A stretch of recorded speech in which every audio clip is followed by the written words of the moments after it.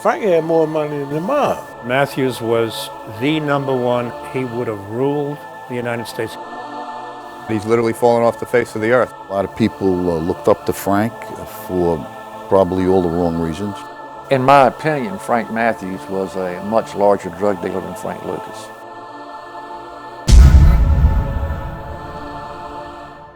In 1971, Frank Matthews first came on the police radar, but only by luck. Well, it was rather peculiar. Had a report from some precinct that there was some unusual going on in an apartment building in Brooklyn. This was going on, and Kowalski comes along. He was living at 130 Clarkson Avenue in Brooklyn, which incredibly, could you imagine this, was the same building, apartment building, that Frank Matthews was living in. Well, this guy is complaining that there's all the parking places around his house on the weekends are all taken up by out-of-state cars, all going into one apartment. And he started doing some investigating, and he saw that a lot of these guys were big-time drug dealers that had charges against them or were being investigated, were coming from all over the East Coast and from the Midwest. And this was about 1970 it began. About 18 months or so later, he presented it to his superiors. And that's when the investigation began. Special Agent Gerard Miller and Detective Roger Garay came to our office to break some bread with us and talk about a case they had called the Frank Matthews case. Once they got the wiretaps up on Matthews' phones, the feds quickly realized just how big of a fish they had caught in their net. They had a wiretap going, and I heard enough to know that we're not dealing here with an ordinary Brooklyn-based drug operation. It's very huge. Nobody knew about this. I mean, you know, he was developing his network. He wasn't even on the radar. They had no investigation going. He was making millions of dollars a year. And if it wasn't for one cop named Joe Kowalski, that investigation might have not have started for another 10 years. The DEA quickly realized Matthews was setting up 100-kilo deals down in Venezuela with the French connection, which would have made him one of the biggest heroin dealers in the country already at that point. We got calls with unbelievable people, which I won't discuss that. The DEA office in Greensboro that I worked very closely with at the time got a phone call from a pharmacist, I believe, in Roxboro, North Carolina, reported to them that a black male wanted to purchase, I think, a 55-gallon drum of mannitol, which is a cutting agent. That's when his name first came to my attention. So a federal team was formed consisting of DEA, IRS, and federal prosecutors to go after Matthews. Much like what happened with the prohibition of alcohol in the 1920s, that gave birth to what we now know as organized crime in this country, the so-called Mafia. In the 1960s, there became a huge demand for drugs in this country. That gave rise to a new kind of organized crime, what I call drug kingpins or drug lords. When Frank arrived in New York, probably in '66 or '67, the city and the whole country was really going crazy. Crime had doubled in a few years. You had the civil rights movement, the war in Vietnam, and drugs. In 1959, there was about 100,000 heroin addicts in the country. By '69, there was over 1 million, and most of them were in the New York area. It became almost like a perfect storm. And I was thrown right in the middle of that in 1971. I had a front row seat to what was really going on in the drug game. In 70, 71, heroin was endemic. Entire blocks in Brooklyn, the entire apartment houses were addicted, and small $10 packages of heroin was being used, and President Nixon was furious. We must wage what I have called total war against public enemy number one in the United States, the problem of dangerous drugs. The President called all of us down to the White House for a meeting on his drug abuse plan. He was livid with rage when I told him what was going on in Brooklyn. We had a heroin problem in the country and definitely in New York City. And heroin addicts created violence against innocent civilians. They'd come from Staten Island, New Jersey, Long Island, Connecticut. When you think about New York City in the 70s, I mean, you looked over your shoulder 3 or 4 times before you got to the train station or your car. I mean, it was a gangster town. You know, nobody wanted to go to New York City. The politicians made a lot of noise. The media focused on that, which forced law enforcement to go after those guys that were dealing heroin. And of course, you couldn't have all that crime without police corruption. Some former pushers say police were more interested in getting their heroin than arresting them.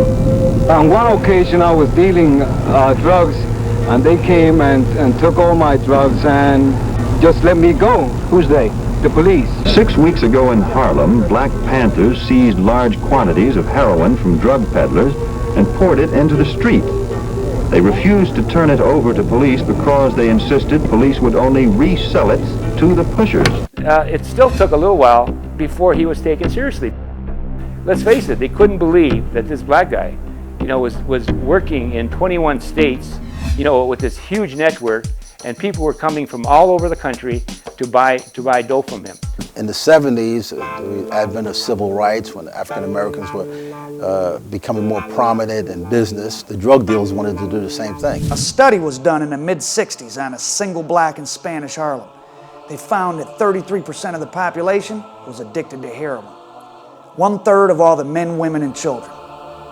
And Frank Matthews at that time, I think, was probably under 30 years old, was extremely bright, had good leadership skills, and had convened a meeting of all of the top African American and Hispanic drug dealers in Atlanta, Georgia, in 1971. And I assume that this meant that he had finally gotten confident that he had locked in his contacts with the French connection down in Venezuela, and he was really ready to roll. And his goal was to unite and form a family where they cut out the Italian Mafia and went right to the source of heroin and brought it in and controlled the distribution. Miami, Baltimore, Philadelphia, and Atlanta, similar information was coming back. Some guy named Matthews was behind the local organizations in those cities. And he had been identified as one of the largest, if not the largest, heroin trafficker in the United States. There's been recent movies on Lucas being the king of drugs. That's not true. And Matthews was the #1 heroin pioneer. Nicky Bonds and all them, they wasn't nothing. He couldn't touch Frank. I don't know why they built him up like that. Nicky Bonds was supplying New York. Frank was supplying about 25 states. Had his wings not been clipped in '72, he would have ruled the United States. In my opinion, Frank Matthews was a much larger drug dealer than Frank Lucas. So here you have a black guy meeting a Cuban through a Puerto Rican to get heroin from French gangsters. The United Nations of crime. Black power was for equality for African Americans. Black gangsters are committing illegal crimes. They're destroying the community, okay? So, as they say in the street, you don't want to get this thing twisted. Even though the U.S. economy was booming in the late 60s, the inner cities were dying. Just as the black population started coming up to the north en masse, the industrial jobs started declining. By the early 60s, heroin is getting popular in places like Harlem, Baltimore, Detroit. And then around 1964, 65, it was really growing. It was booming like. A river of money is flowing because business is so good. Put this together with the big pool of unemployed black males that are on the streets of the cities, and you have the birth of a new industry. Tens of thousands, hundreds of thousands of people standing on the corner selling drugs. And that's the world that Frank Matthews took over. My name is Clinton Shorty Buse. I was born and I'm a native of Baltimore, Maryland. It was a poor community. We lived in poor housing. From that poor housing, we went to poor schools, received a poor education. It returned us right back into the poor community. I grew up on a small tobacco farm in eastern North Carolina, not far from where Frank lived. And I actually grew up in sort of similar circumstances. My father was a sharecropper. In 1959, I went to New York as a gambler. See, I used to gamble, play crab cards. I was what you call a Solomon. I had a lot of sympathy for them. A lot of them were extremely intelligent. we didn't have many choices. So if you don't have a choice, you have to take a chance. They could not make money in the real world. They were not given the education opportunities that the whites had. So a lot of us took to what was available for us, you know, gambling, trying to pimp women, drug dealing. I needed money. I like nice clothes, pretty women. They paid you, what, $1.55 an hour. And the only other way I knew to earn that type of money was in narcotics. African-American parents, my parents, marched with Dr. King, but that became something they wanted for their children, to be able to go to college, to be educated, and become earners in society. And the drug guys were pushing heroin. Wow, I started in the drug game kind of early. In the early 60s, was selling what they call yellow jackets, red devils. So you had kids who their parents had struggled and marched and wanted to make sure that they were extremely successful, suddenly got involved in drug. So it was just destroying the African-American community. I went to the corner of 111th Street and 7th Avenue, bought $65 worth of dope, brought it back downtown, bagged it up into $2 bags. A guy might have been a stick-up guy.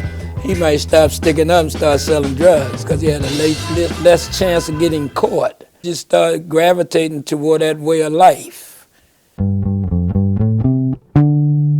To try and understand Frank Matthews, you have to understand the area around Durham, North Carolina. That's where he grew up at, and it was a really unique time and place. 3 of the biggest drug kingpins in the United States at that time were black and were all from North Carolina. It was Frank Lucas, Leslie Ike Atkinson, and Frank Pee Wee Matthews. I was working at a supermarket. He was working over in North Durham. All of us were trying to make a nickel and a dime to keep ourselves going. I met him, and we clicked and talked and everything else, and we was like 2 homeboys. Durham, North Carolina is deep with rich black history. Some of the first in the United States of America, colored Negro, Afro-American, black, who did what they did, came from Durham. Durham was called the Black Wall Street. We had our own shoe shine parlors, our own insurance companies, our own banks. We had our own schools. We had our own fire department. I'm at Scarborough and Hargett Funeral Home, family business in Durham. Started out in 1871. We are the 5th oldest black funeral home in the United States. Me just being a southern country boy, I thought black and white relations was great. A lot of blacks in Durham had a lot of money. It was very wealthy blacks in Durham. We had 3 white businesses, 1 Oriental restaurant, 125 black businesses. But Durham, in comparison to other cities in the South, was not a rampant racist place. No murders, no hangings, no lynchings. The whole atmosphere of Durham in the 50s and 60s gave us the incentive to try to achieve more. And I will always use the word the Godfather. The Godfather of the black community back in the late 1800s was the man himself, Washington Duke, Duke University. The high school Frank attended produced many notable people, and it sent most of his graduates on to college. And now I came from a family of 13, and out of our 13, 12 of us went to college. He came from a thriving community that produced a lot of people that really succeeded in mainstream society. Now, why he chose to take the path he did is probably a secret we'll never know. My classmate, Shirley Caesar, gospel singer. Ernie Barnes, the artist, my classmate. I think out of 325 people out of my graduating class from Hillside, I think 300 of us went to college. The briefs written for the Supreme Court decision of desegregation, North Carolina College at Durham. We knew we had to be the best. We were taught that by our parents. It wasn't unusual for young blacks in that day to want to move up and better themselves. They all wanted to make it big. Ironically, Frank Matthews' only real conviction that we know of was for stealing chickens down in Durham when he was a teenager. I think it was spring of 1961. I know it was a real pretty Saturday afternoon.